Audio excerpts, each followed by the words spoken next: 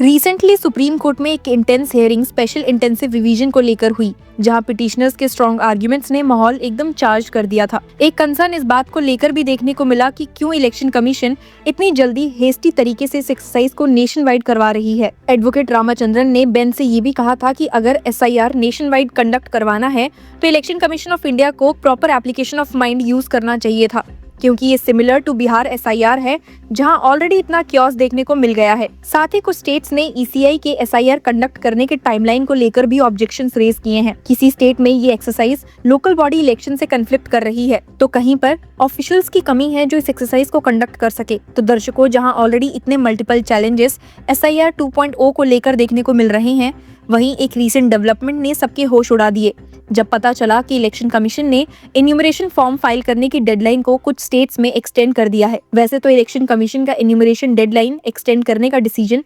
Theoretically एक relief होना चाहिए था, बट ग्राउंड रियलिटी इतनी ग्रिम है कि क्रिटिक्स को ये एक्सटेंशन सिर्फ एक प्लास्टर जैसा लगने लगा है, टेम्पररी, सरफेस लेवल और शायद असली प्रॉब्लम्स को कवर करने के लिए। एक्सपर्ट्स मानते हैं कि स्पेशल इंटेंसिव रिवीजन यानी SIR, जो आइडियली इलेक्टोरल रोल्स को मोर एक्यूरेट बनाने का एक टेक्निकल एडमिनिस्ट्रेटिव एक्सरसाइज होना चाहिए था, पास्ट फ्यू वीक्स में एक नेशनल एंजाइटी पॉइंट बन चुका है। BLO stressed, teachers protesting, suicide report हो रहे हैं और सिटीजन्स पैनिक में हैं। एक डेमोक्रेटिक सिस्टम में इलेक्टोरल रोल रिवीजन का ऑब्जेक्टिव क्लैरिटी, ट्रांसपेरेंसी और सिटीजन ट्रस्ट होना चाहिए, पर यहाँ तो लोग सिर्फ एक ही सवाल पूछ रहे हैं कि इस एक्सरसाइज का रियल इंटेंशन क्या है, और यही सस्पिशन का लीगल फॉल आउट अब कोर्ट्स और पार्लियामेंट दोनों में दिख रहा है। आपको बता दूं कि इलेक्शन कमीशन ने तमिलनाडु और गुजरात जैसे स्टेट्स को सिर्फ 3 डेज एक्स्ट्रा दिए, जबकि उत्तर प्रदेश को 15 डेज। लेकिन फिर भी कंसर्न ये है कि उत्तर प्रदेश जैसे मैसिव स्टेट को सिर्फ एक ही दिन मिल रहा है between draft roll publication on 31 December 2025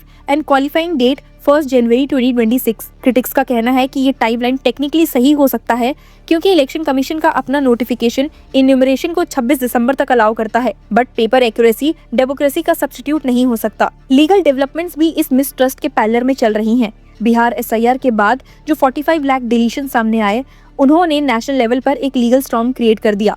lawyers, activist और ऑपोजिशन पार्टीज ने इमीडिएट कंसर्न्स रेज किए कि ये मास डिलीशन आर्बिट्ररी है। सुप्रीम कोर्ट में मल्टीपल पिटीशंस फाइल हुए हैं, जिसमें पिटीशनर्स ने आर्ग्यू किया है कि इलेक्शन कमीशन के पास मास डिलीशन का कोई ट्रांसपेरेंट क्राइटेरिया नहीं था। कोर्ट ने अब तक इलेक्शन कमीशन से रिपीटेडली पूछा है कि डिलीशन का डेमोग्राफिक ब्रेकअप शेयर करे, बट इलेक्शन कमीशन का रिस्पांस अभी भी वेग और जनरलाइज रहा है। इलेक्शन कमीशन ने बोला कि डिसीज, शिफ्टेड और डुप्लीकेट वोटर्स को रिमूव किया गया, जो लेजिटिमेट कैटेगरीज हैं, लेकिन जब तक पब्लिक ब्रेकडाउन नहीं आता, लीगल स्क्रूटनी और सस्पिशन दोनों जारी रहेंगे। और आयरनी ये भी है कि बिहार में 13 लाख न्यू वोटर्स ऐड भी हुए। Legally this raises 2 contradictory possibilities. या तो इलेक्शन कमीशन का रेगुलर एनरोलमेंट मैकेनिज्म अब तक डाई फंक्शनल था, या SIR में डिलीशन क्राइटेरिया ओवरशॉट हुआ और रॉन्गफुली डिलीशन का रिस्क बहुत हाई है। पिटिशनर सुप्रीम कोर्ट में ये आर्गुमेंट रख रहे हैं कि अगर लैक्स ऑफ जेन्युइन वोटर्स पहले से रजिस्टर नहीं थे तो इंस्टीट्यूशनल फेलियर क्लियरली एस्टैब्लिश्ड है, और अगर लैक्स फॉल्सली रिमूव हुए तो डिसएनफ्रेंचाइजमेंट का डायरेक्ट वायलेशन आर्टिकल 14 और आर्टिकल 326 दोनों का इशू बन जाता है। ग्राउंड रियलिटी BLOs और टीचर्स के स्टेटमेंट से क्लियर है।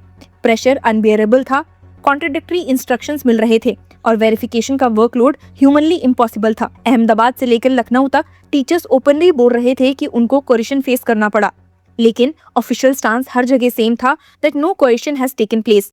ये कॉन्ट्राडिक्शन एक लीगल कॉन्डोरम क्रिएट करते हैं।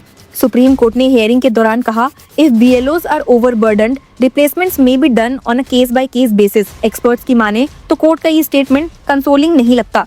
इट ओनली एक्नॉलेजेस कि क्रैक्स विजिबल हैं और प्रोसेस स्ट्रक्चरली फ्लॉड है। इस बैकड्रॉप में पार्लियामेंट का 2-day debate on electoral reforms होना थियोरेटिकली एक आइडियल मोमेंट लगता था ओपन नेशनल क्लैरिटी के लिए, लेकिन डिबेट एक पॉलिटिकल थिएटर बन गया। राहुल गांधी ने इलेक्शन कमीशन पर शार्प क्रिटिसिज्म किया, saying the institution has suffered a steep decline and is being used for vote theft। उनका व्यू था कि ट्रांसपेरेंसी मिसिंग है, डिलीशन ऑडिट करने का प्रॉपर मैकेनिज्म नहीं है और एक इंडिपेंडेंट ओवरसाइट की जरूरत है। He demanded machine readable rolls, longer retention of CCTV footage and proper scrutiny, but Home Minister Amit Shah का response political attacks तक limited रहा। He repeated the familiar argument that the SIR is necessary to prevent infiltrators from being enrolled। अब critics, experts और analysts के लिए legal और constitutional discourse का fundamental point यही है कि अगर infiltrators actual problem होते तो इलेक्शन कमीशन ने डाटा क्यों नहीं रिलीज किया। अगर डिलीशन जस्टिफिकेशन फॉरेन नेशनल्स और नॉन रेजिडेंट्स का प्रेजेंस था, तो डिसएग्रीगेटेड नंबर्स कहाँ हैं? पिटिशनर्स सुप्रीम कोर्ट में यही आर्गुमेंट यूज कर रहे हैं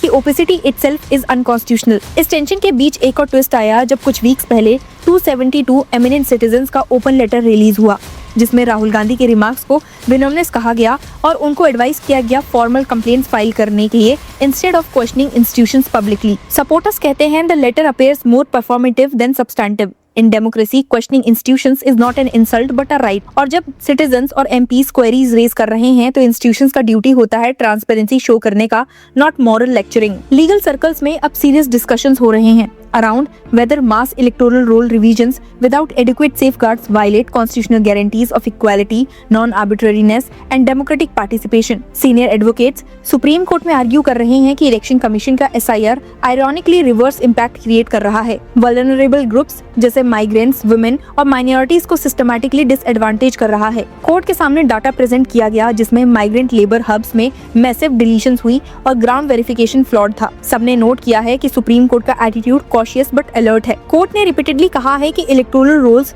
form the foundation of the democratic process and can not be lightly disturbed. लेकिन कोर्ट अभी तक इलेक्शन कमीशन को हार्शली रेप्रिमांड नहीं कर पाया। However, multiple ongoing petitions, including those from PUCL and opposition MPs, are pushing the court towards intervention.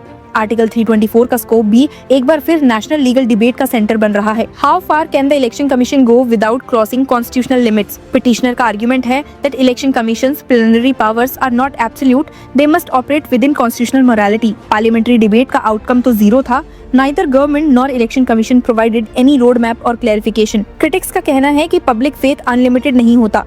Elections के लिए जो ट्रस्ट चाहिए होता है वो स्लोगन से नहीं आता। जब election officials bar bar free and fair elections बोलते हैं मगर ग्राउंड रियलिटी और डाटा ओपेक हो तो स्लोगन हॉलो लगते हैं। इलेक्शन कमीशन के एक्सटेंशंस नेसेसरी तो है पर क्लैरिटी और ट्रांसपेरेंसी के बिना ये सिर्फ कॉस्मेटिक स्टेप्स लगते हैं। Unless election commission openly data release करे, डिलीशन का जस्टिफिकेशन एक्सप्लेन करे, BLOs का वर्कलोड लीगली स्ट्रक्चर हो और पार्लियामेंट और जुडिशरी दोनों इस इशू को सीरियस कॉन्स्टिट्यूशनल क्राइसिस के रूप में ट्रीट करे। SIR एक रिफॉर्म नहीं बल्कि एक वार्निंग बनकर याद रखा जाएगा।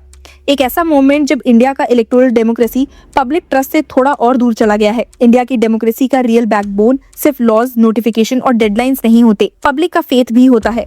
और जब फेथ शेक हो जाए तो इंस्टीट्यूशंस को साइलेंस और स्पीड नहीं, ट्रांसपेरेंसी और अकाउंटेबिलिटी से रिस्पॉन्ड करना पड़ता है। So what are your views on this SIR process? Tell us in the comment section and keep following us.